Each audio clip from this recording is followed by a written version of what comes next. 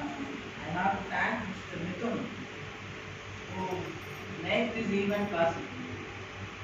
Whenever initially he approached us many times, but I told him that being final year, they would not be able to attend the training. So I told him that it is not possible to conduct this, but he didn't give up.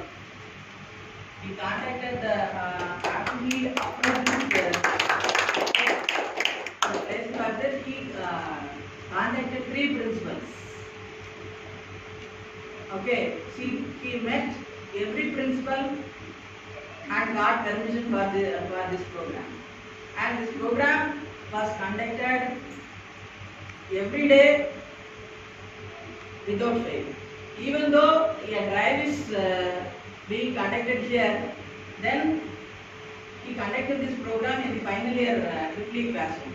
If the final year triple E classroom is occupied, he was ready to conduct the program in the electronics lab of triple E department. Right? So every day the program was conducted without fail.